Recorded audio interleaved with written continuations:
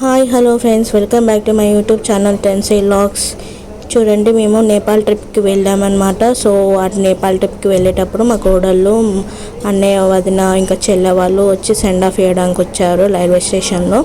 So మాకు send off ఇచ్చిన తర్వాత వాళ్ళు వెళ్ళిపోయారు. మేము కూడా జర్నీ స్టార్ట్ చేసాము. ఫైనల్గా మేమైతే సక్సెస్ఫుల్గా నేపాల్ ట్రిప్కి వెళ్ళి వచ్చాము. ఏంటంటే మాకు అక్కడ సిగ్నల్స్ లేవు. నేపాల్ బార్డర్ దాటిన తర్వాత వేరే కంట్రీ కదా. సో ఇంటికి వచ్చినాక నిమ్మలంగా వీడియో అప్లోడ్ చేశాను. నా ఫ్రెండ్ అనమాట. నా ఫ్రెండ్ ఏంటంటే బస్ ట్రైన్లో బోర్ కొడుతుంది, నాకు కార్డ్స్ కావాలి అనేసి అంటే రామగుండం స్టేషన్లో తీసుకొచ్చి ఇచ్చారు, రైల్వే స్టేషన్లో. సో అలా మాకు టైం పాస్ అయింది.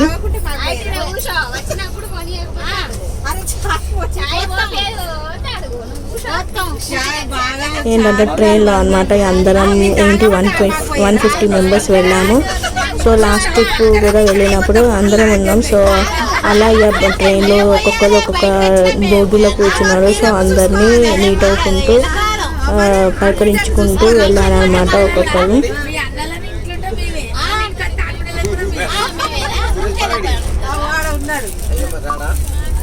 చూడండి, అందరు హ్యాపీ ఎంజాయ్మెంట్ మూడ్లో ఉన్నారు.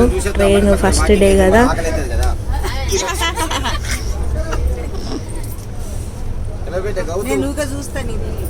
అవునా, బాగుంటాయా? సూపర్ ఉంటాయి.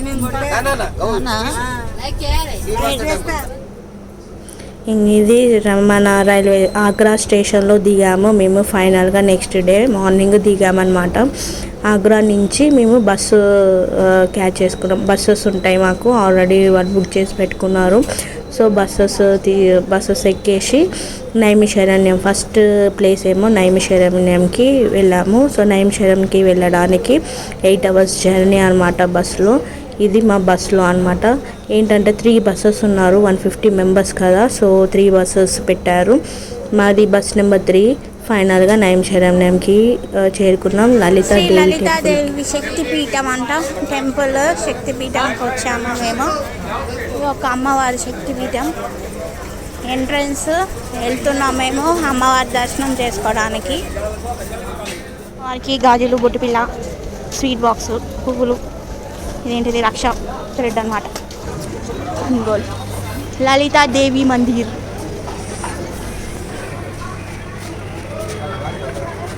టెంపుల్కి ఎంట్రన్స్ అనమాట. లలితాదేవి టెంపుల్ లోపలికి వెళ్తున్నాము. ఇది అమ్మవారికి మనము शक्ति जही जग उपजाया सो अवतर ही मोर यह माया ब्रह्मा विष्णु महेश तीनों की मम्मी जगत जननी परमेश्वरी 51 शक्तिपीठ उनका भी मम्मी जगत जननी परमेश्वरी। नैमिषारण्य में माँ का दर्शन करने से पूर्ण फल प्राप्त हेतवे नमः। रक्षा कामना महामाया లలిత మాత అన్నమాట. మన బ్రహ్మ విష్ణు అయ్యగారి పంతు చెప్పారు కదా. అక్కడ మేము అర్చన చేపించుకున్నాం అన్నమాట. అమ్మవారి దగ్గర లలిత మాత దేవి శక్తిపీఠం అనేసి అమ్మవారి దగ్గర దర్శనం చేసుకునేటప్పుడు అర్చన చేపించుకున్నాం అన్నమాట. కానీ చాలా మనీ ఏమైనా ఒక బొట్టు పెట్టినా మనీ అంటున్నారు, ప్రసాదం పెట్టినా మనీ అంటున్నారు అక్కడ. చూడండి, లలితాదేవి.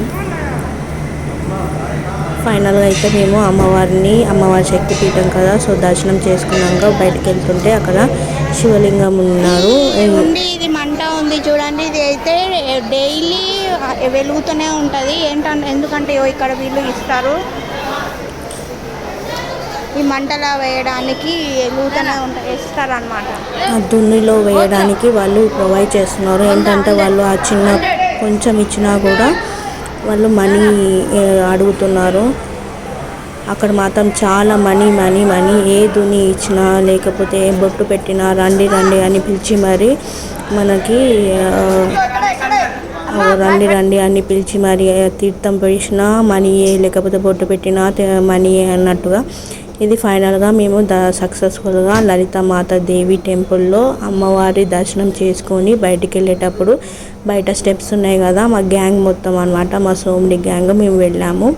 సో అక్కడ ఇది ఏమో అమ్మ చూడండి అమ్మ మినీ అక్కడ చూడండి ఆటోలు చాలా క్యూట్గా ఉన్నాయి కదా. నాకైతే ఈ ఆటో చాలా అంటే చాలా బాగా నచ్చింది, కానీ ఆ రోడ్డు మాత్రం చాలా బాగా అసలు బాగాలేదు. మొత్తం డిస్కో డ్యాన్స్ అయినట్టు అయింది, మొత్తం ఎత్తు వంపులు డ్యాన్స్. మా వెనకాల మేము త్రీ ఆటోస్ ఫిక్స్ అయ్యామన్నమాట. మేము 12 మెంబర్స్ కదా, సో ఒక్కొక్క ఆటోలో 4 మెంబర్స్ అలా 3 ఆటోస్లో ఫిక్స్ అయ్యి ఉన్నాం. ఏంటంటే అక్కడ సరౌండింగ్ నైమిషారణ్యంలో సరౌండింగ్ టెంపుల్స్కి దర్శనం చేసుకోవడానికి వెళ్ళాము. ఇది ఏంటంటే ఈ చెరువు, ఆ ఫ్రూట్స్ వేసింది చూడండి చెరువు. అలా ఏంటంటే కింద శివలింగం ఉంటుందంట. ఆ శివలింగము ఇది ఒక రివర్ చూడండి. ఇదేమో రుద్రకుండ మహాదేవ్ టెంపుల్ అనమాట. ఈ టెంపుల్ మనకు కనిపించదు, అంటే టెంపుల్ లాగా ఉండదు, ఓపెన్ చెరువే.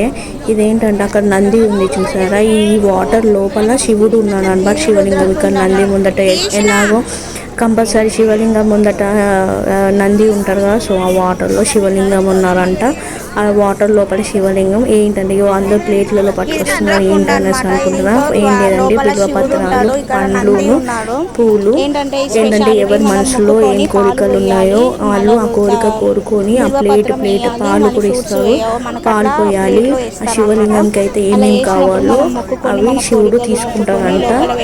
లైవ్గా నేనైతే ఇది షాక్ అయినా. అసలు సర్ప్రైజ్ ఏంటంటే శివలింగం వాటర్లో పండ్లు తీసుకోవడం ఏంటి, బిల్వపత్రం అంటే ఇప్పుడు మనం ఫ్రూట్స్ అంటే వెయిట్ ఉంటాయి లోపలికి వెళ్తాయి అనేసి అనుకోవచ్చు. బిల్వపత్రం పూలు అయితే లైట్ వెయిట్గానే ఉంటాయి కదా. చూడండి ఫ్రెండ్స్, మీకు ఒక ఎగ్జాంపుల్ లాగా నేను వీడియో తీసాను. ఆ ఆంటీ ప్లేట్లోనే అన్నీ ఒకటేసారి వేసేసింది. దాంట్లో లోపల దానిమ్మకాయ లోపలికి వెళ్తుంది చూసారా, అంటే ఆ శివుడికి దానిమ్మకాయ అనే ఫ్రూట్ తీసుకున్నారు వాళ్ళు కోరుకున్న కోరిక దాంట్లో. అలాగా అందరూ కోరుకొని వాళ్ళు వేస్తున్నారు. కొన్ని ఏంటంటే శివుడికి ఏవైతే వద్దో అవి వదిలేశారు. అట్లా వాటర్లో పూలు ఆకులు కానీ తేలిపోయి వెళ్ళిపోతున్నాయి, కానీ ఆకులు మాత్రం అస్సలు తేలట్లేదు. కొన్ని తేలుతున్నాయి, కొన్ని తేలట్లేదు. నేను కూడా ట్రై చేశాను. సో పాలు పోసాను. ఫస్ట్ పాలు పోసిన తర్వాత మా డాడీ కూడా పోయామని చెప్తే లేదు మొత్తం నువ్వే వేయనేసి అంటే నేను వేసాను. తర్వాత మొత్తం ప్లేట్ ఒక్కటేసారి వేయాలి అనేసి చెప్పగానే నేను ప్లేట్ ఒక్కటేసారి వాటర్లో వేసాను అనమాట. నా దగ్గర నేనైతే చాలా సంతోషం పడ్డది. ఏంటంటే శివుడికి బిల్వపత్రం అంటే చాలా ఇష్టం కదా. ఫ్రూట్స్ ఏం తీసుకోలేదు, కానీ బిల్వపత్రాలు ఎన్ని ఉన్నాయో అన్నీ లోపలికి వెళ్ళిపోయాయి అన్నమాట. నాకైతే చాలా చాలా హ్యాపీగా అనిపించింది. శివయ్య నువ్వు ఉన్నవయ్యా అనేసి అనిపించింది. ఇదైతే చూడవలసిన టెంపుల్. ఏంటంటే మనకి షాక్, అసలు నేనైతే షాక్. అసలు ఏంటి పండ్లు తీసుకోవడం ఏంటి, అసలు బిల్వపత్రాలు అవి లైట్ వెయిట్ ఉంటాయి అవి తీసుకోవడం ఏంటి అనేసి అనుకున్నా, కానీ లైవ్గా అయితే చూసాను నేను. తర్వాత ఇది పైకి వచ్చిన తర్వాత శివయ్య మంట. ఇక్కడ ఏంటంటే వాటర్ పోవడానికి ఏమీ లేవు.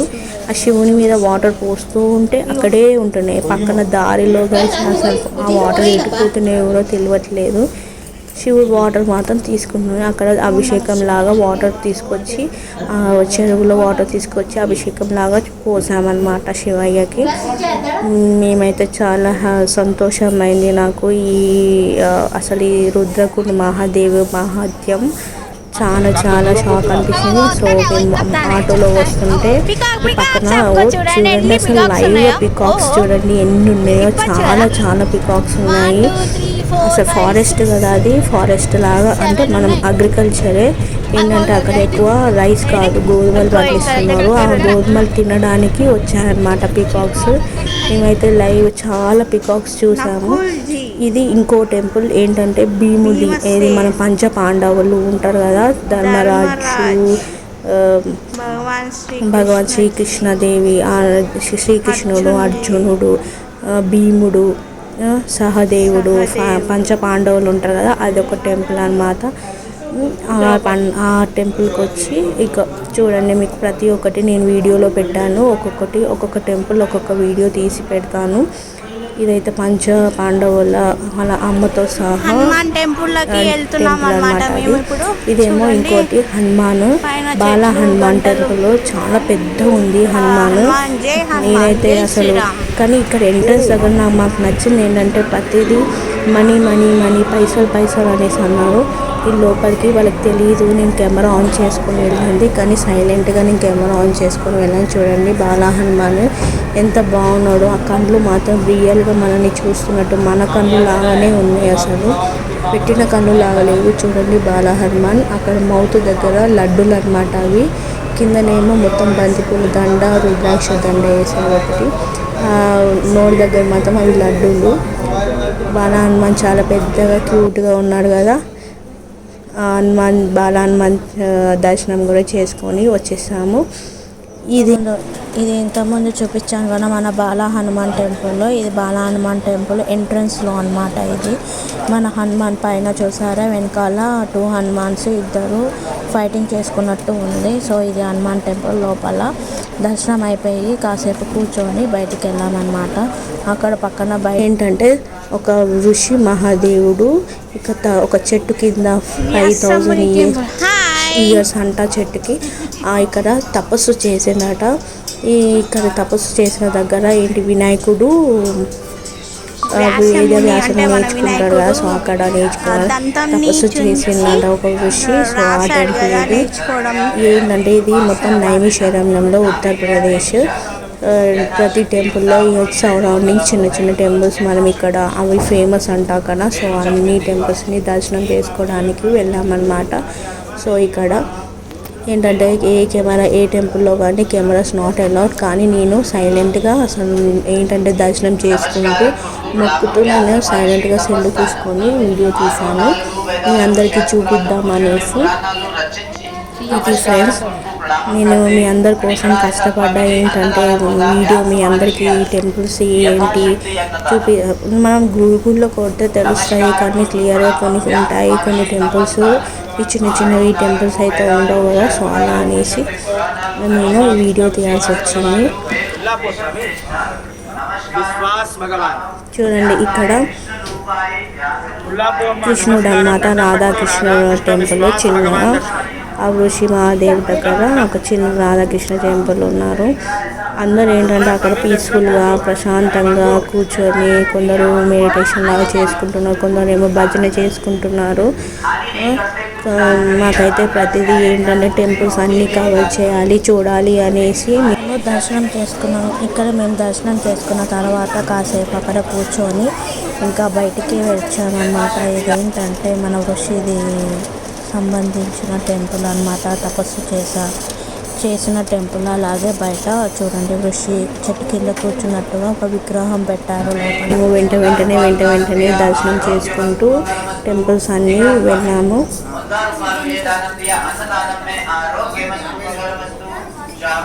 ఏంటంటే మనం 3 బస్సెస్ మెంబర్స్ అన్నమాట. కానీ అక్కడ ఇది 5000 ఇయర్స్ అంట చెట్టు. చూడండి అక్కడ రాసి ఉంది కదా బ్యానర్లో 5099 ఇయర్స్ అవుతుంది ఆ చెట్టుకి. బ్యానర్లో చూసారు కదా ఇది 5099 ఇయర్స్ అంట ఈ చెట్టు. ఈ చెట్టు కింద ఋషి మహారాజులు వాళ్ళు తపస్సు చేసిన అది ఆశ్రమ. ఈ బోర్డు మీరు ఏంటంటే మీరు చదివితే మీకు అర్థమవుతుందని ప్రతి పిన్ ఒకటి మీకు తెలియాలి అనేసి బోర్డు కానీ ఏది కానీ వదిలిపెట్టకుండా వీడియో తీశానన్నమాట. కానీ మాకు నచ్చింది ఏంటంటే అక్కడ టెంపుల్ దగ్గర ప్రతిదీ అక్కడ ఒక చిన్న టెంపుల్ లాగా కట్టేసి అక్కడ పంతులు వారు కూర్చొని చూడండి ఈ చెట్టుకి చూసారా దారాలు ఎలా కట్టుకుంటున్నారు అంటే మొక్కుకొని దారాలు కట్టుకుంటున్నారు. అక్కడ ఫార్మాలిటీస్ ఏంటంటే మేమైతే చెట్టును ముట్టుకోకుండా ప్రదక్షిణలు అయితే చేసాము. ఏంటంటే ఎవరి మొక్కులు వాళ్ళు కాబట్టి మొక్కుకున్నారు. నాకైతే ముట్టుకోబుద్ధి అయింది. సో టచ్ చేశాను. ఫైనల్గా అయితే నేను ఆ చెట్టుని టచ్ చేయాలనుకున్నాను చేశాను. అదేంటంటే అక్కడ ఒక చిన్న ఋషి మహారు కూర్చున్నారు కదా ఆ బొమ్మ పెట్టేసి కథమ్మ అక్కడ బొట్టు పెట్టి దక్షిణ అనేసి అది మాత్రం మాకు నచ్చలేదు. ఏంటంటే ప్రతి దానికి అక్కడ ఏంటంటే మనీ అనేసి దక్షిణ రాయండి, డొనేట్ చేయండి, ఇన్ని ఖర్చు పెట్టుకొని వస్తున్నారు కదా, మాకు డొనేట్ చేయడానికి ఏమవుతుంది అనే డైలాగ్ కూడా కొడుతున్నారు వాళ్ళు. కానీ ఫైనల్గా అయితే మేము ఇచ్చే దగ్గర ఇచ్చాము, కొన్ని దగ్గర ఈవెన్ దగ్గర ఇవ్వను. ఇది ఆ చెట్టు కిందనే పక్కన ఇంకొక సత్యనారాయణ స్వామి టెంపుల్ అనమాట. సో సత్యనారాయణ స్వామి దర్శనం కూడా చేసుకోవడానికి వెళ్ళాము. కానీ ఇక్కడ మాత్రం అన్ని టెంపుల్స్కి వెళ్ళాము, ఎక్కడ కానీ తీర్థం కానీ ప్రసాదం కానీ ఇవ్వలేదు. ఇక్కడ ఈ సత్యనారాయణ స్వామి దగ్గర మాత్రం మన పాదాలని అంటే మన నెత్తి మీద ఏంటి బ్లెస్సింగ్స్ లాగా ఇచ్చి ప్రసాదం పెట్టి పంపించారు. మాకు ఈ దేవుని కూడా చూస్తుంటే చాలా మంచిగా డెకరేషన్ చేసి అట్లా మొత్తం దండలు వేసి బాగా డెకరేషన్ అయితే చాలా బాగా చేశారు. ఈ పక్కన ఇంకొక టెంపుల్ ఏంటంటే అంత మొత్తం అక్కడ అన్ని చిన్న చాలా టెంపుల్స్ ఉన్నాయి. సీతారామ టెంపుల్ అనమాట, పక్కనే సీతారామ మందిరం. ఇక్కడ ఏంటంటే ప్రతి వాళ్ళు అక్కడ నార్త్ సైడ్ వాళ్ళు ఏ చిన్న టెంపుల్ అయినా అక్కడికి వెళ్ళి పీస్ఫుల్గా మనశ్శాంతిగా ఉండడానికి అక్కడికి వెళ్ళేవారు. ఫైనల్గా మేము నైమిషారణ్యం చక్రతీర్థం అనే టెంపుల్కి వచ్చేసాము. ఇది నైట్ అయిపోయింది. పొద్దున్న నుంచి మేము ఆఫ్టర్నూన్ 3 o'clock 2 o'clock స్టార్ట్ చేసాము టెంపుల్స్ అన్ని తిరగడము. ఫైనల్గా మేము నైమిషారణ్యం తీర్థం కోతులు కూడా ఉన్నాయి, నైమిషారణ్యం నైమి అనేసి అంటే చక్రం అంట, శరణ్యం అంటే నైమిషం అంటే చక్రం దిగిన ప్లేస్, అరణ్యం అంటే అడవి. అందుకని ఇది నైమిషారణ్యం అనేసి ప్లేస్ ఈ పేరు వచ్చింది. ఏంటంటే ఇక్కడ చక్రం దిగి ఏంటంటే మన తపస్సు చేసే వేద వ్యాసులు ఉంటారు, వాళ్ళు ఋషిమనులు.